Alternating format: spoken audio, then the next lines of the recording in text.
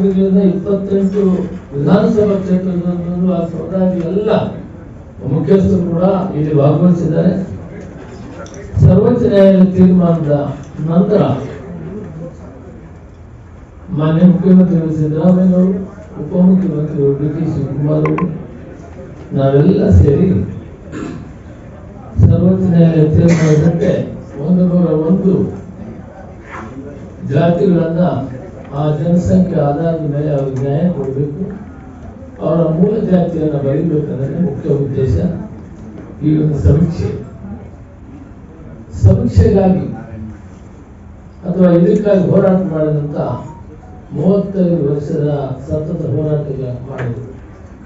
ಮಾಲಿನ್ಯ ಮೀಸಲಾತಿ ಹೋರಾಟ ಸಮಿತಿಗಳು, ಮಾಲಿನ್ಯ ಅನುದಾನ ಸಮಿತಿಗಳು, ಸಾಕಷ್ಟು ಎಲ್ಲಾ ಸಂಘ ಸಂಸ್ಥೆಗಳು ಕೂಡ ಇದಕ್ಕಾಗಿ ಬಹಳ ಹೋರಾಟ ಮಾಡಿದರು.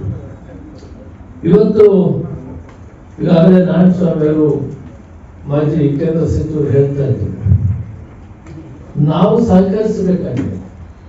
ಅಧಿಕಾರಿಗಳು ಬರ್ತಾ ಇದ್ದಾರೆ. ನಾನೇ ಇವತ್ತು ಯಲಹಂಕದಲ್ಲಿ 3 ಜಾಗದಲ್ಲಿ ನಾನೇ ಖುದ್ದು ಹೋಗಿದ್ದೆ. ಅಧಿಕಾರಿಗಳು ಕೆಲಸ ಮಾಡ್ತಾ ಇದ್ದಾರೆ.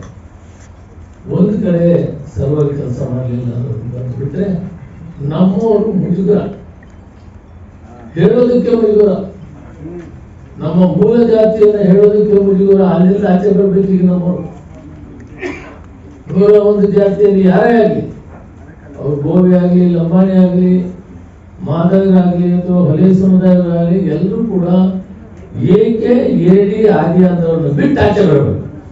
ಹಾಗೆ ನ್ಯಾಯ ಸಿಗ್ತದೆ. ಇದರ ಮೂಲ ಉದ್ದೇಶ ಈ 101 ಜಾತಿಗಳಲ್ಲಿ ಕೂಡ ಮೂಲ ಜಾತಿ ಬೆಳೆಸಬೇಕು ಮತ್ತು ಆ ಜನಸಂಖ್ಯೆಗೆ ಆಧಾರವಾಗಿ ಸಾಮಾಜಿಕ, ಶೈಕ್ಷಣಿಕ, ಆರ್ಥಿಕ ಸಮಾನತೆಯನ್ನು ಕಂಡುಕೊಳ್ಳಬೇಕೆ ಇದು ಮೂಲ ಉದ್ದೇಶವಾಗಿದೆ.